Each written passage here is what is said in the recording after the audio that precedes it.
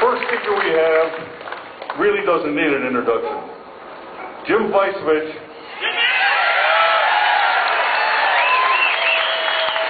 Right now he's the talk show host of Radio Vice Online, and you can listen to him from Monday to Friday at 10 o'clock. Jim?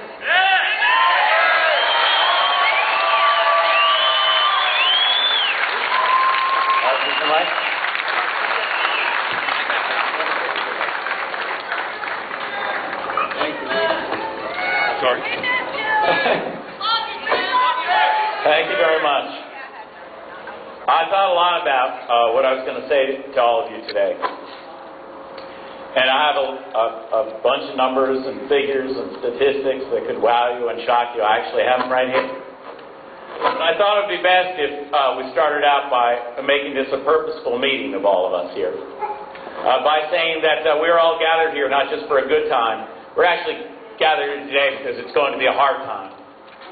It's going to require an awful lot of work. It's going to require that all of you do things that you probably don't want to do, and that's speak to your neighbor and tell them that the nation itself, that their children, that their grandchildren are at risk. You cannot project $20 trillion for a debt. You cannot, if he were to be reelected for another term, and if he were to continue with these projected budgets, he would double the budget deficit, the debt, in just those 8 years. In other words, in 8 years, he would have accumulated enough debt of all the other presidents before him combined. $20 trillion. Who will pay for that? Who will pay for that when we consider 47% of Americans today have no federal income tax obligation whatsoever? Who will pay for that when we know that 20% who not only do they not pay any income taxes, but they actually get a check from the federal government? We face a tipping point in this country. As I said, it isn't a good time. It's a hard time. We are facing a tipping point where at some point, and we are close now, at some point we will have more Americans receiving government aid, more Americans living off the government than those who are contributing to the government. It used to be that if you wanted to pull the cart in this country, you got out in front and you pulled it. And there were plenty of horses. Plenty of horses to pull a cart, and that meant the cart was prosperous. It meant the farm was prosperous. It meant businesses were prosperous. But more and more people are being unhooked from the front of that cart, and they're climbing in the back. And it's making it tougher and tougher and tougher for the producers to pull that cart. And at some point, we will bankrupt this nation if we don't stop it now. We're in a situation in this country where Americans look to the government more and more to solve all of their problems. Whether they're unemployed, Lord knows I know what it feels like to be unemployed. Easy, Jim. We want you back. Whether it's people who are unemployed, or people who feel that schools should be free, or the young woman from the rally for Barack Obama last summer in Tampa, who said, "I am so happy because now I will not have to worry about putting gas in my car, or food in my refrigerator, or paying my mortgage." 1 second. I don't blame her, do you? That's what she's been taught. She's been told that the government will take care of that. But here's one thing you have to remember, ladies and gentlemen, and many of you know this to be true. When you return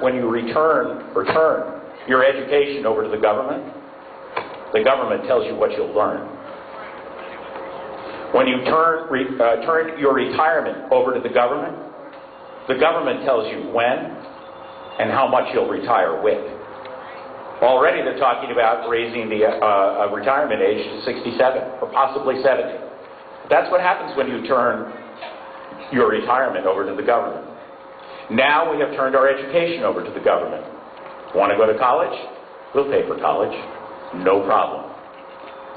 but we'll tell you what college you'll go to, and we'll tell you what subjects you'll take. And then we tell you where you'll work after you get out of college. 2 years. That's all it takes.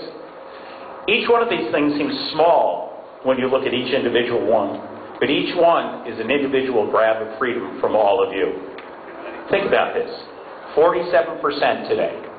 47%. Zero tax liability to the federal government.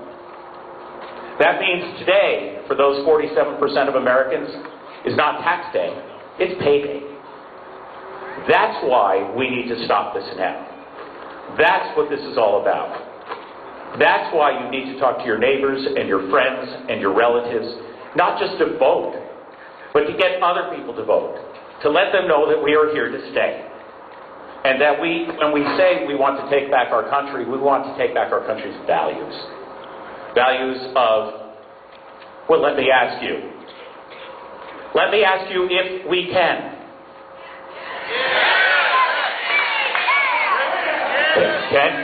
Can we return to the founding principles of personal freedom and individual liberty? Can we make a difference in this election? Can we make this one more time a country that values the Constitution and its principles of small government, limited government, personal freedom, prosperity, the great nation that was founded more than 200 years ago? Can we do that? Well, this is not going to be easy. It's going to require each and every one of you to do work. That's why we're here today. As I bring this to a close, and a wise person once told me, a true optimist is someone who actually believes the speaker who says, and in conclusion. But in conclusion, that's why we're here today. We are here today. So many people are afraid of the phrase, they're afraid of us. They fear us. I heard someone on the morning show on MSNBC this morning say, we're scary. Well, they better be afraid. They should be afraid. Because the days of the nanny state will be known in history as brief, and you will be the ones who will have brought it to an end.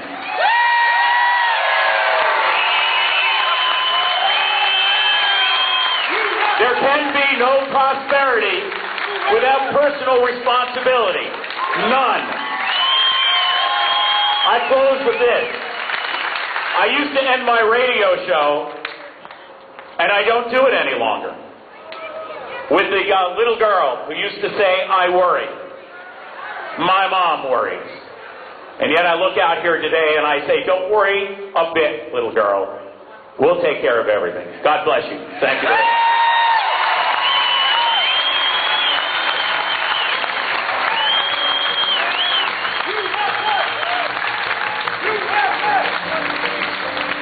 Thanks, Jim. That was a great, rousing speech to get us going.